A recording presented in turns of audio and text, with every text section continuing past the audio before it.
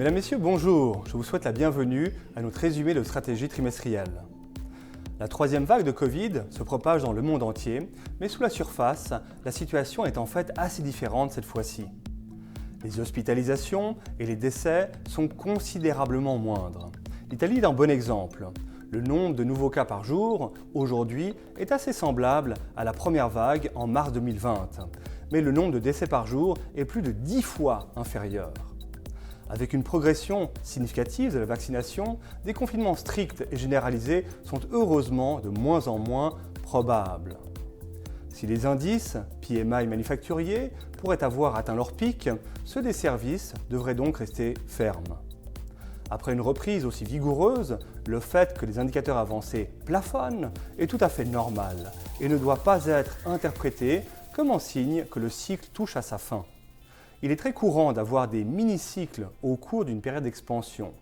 Celle de 2009-2020, par exemple, a connu 3 mini-cycles.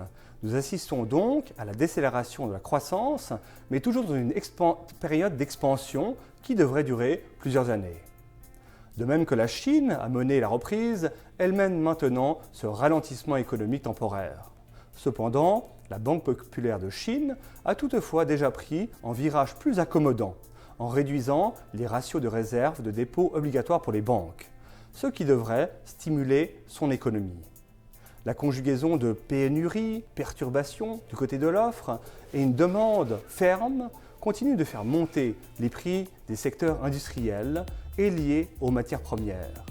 Nous prévoyons une normalisation de l'inflation d'ici quelques mois, lorsque la demande se sera calmée et les perturbations de la chaîne d'approvisionnement auront diminué.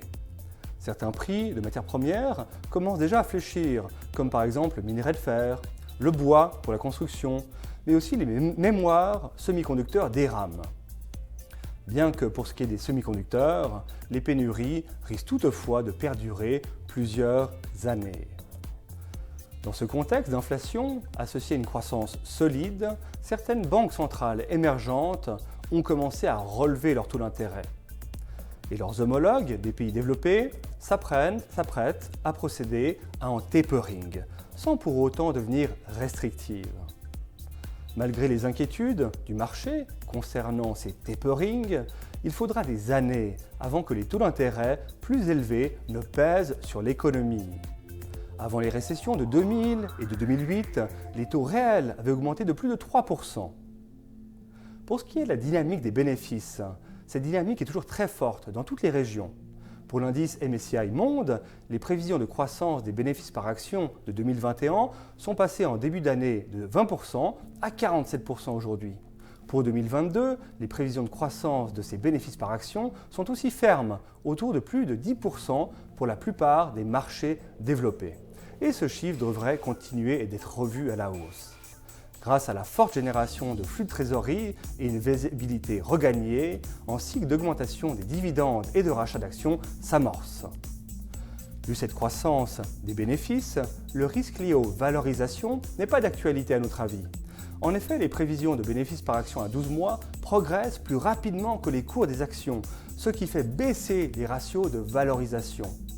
Au cours des 12 derniers mois, le MSCI Monde a gagné plus de 20%, alors que son ratio cours-bénéfice est passé de 21 fois à 19 fois.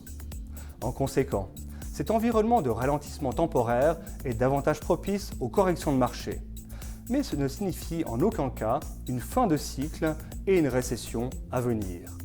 Nous restons donc surpondérés, les actifs risqués, notamment les actions. Au sein de cette classe d'actifs, les régions et les secteurs cycliques sont à privilégier et du point de vue de la taille, les petites et moyennes capitalisations devraient continuer à surperformer les grandes entreprises. Les secteurs à dividendes élevés et à capital excédentaire, tels que les banques et assurances, paraissent pour une fois attrayantes. Il semble trop tôt pour revenir aux actions chinoises et hongkongaises, mais cette thématique pourrait devenir intéressante d'ici la fin de l'année. Si vous voulez en savoir plus, je vous invite à lire notre document de stratégie qui sortira d'ici quelques jours. Merci d'avoir visionné notre vidéo.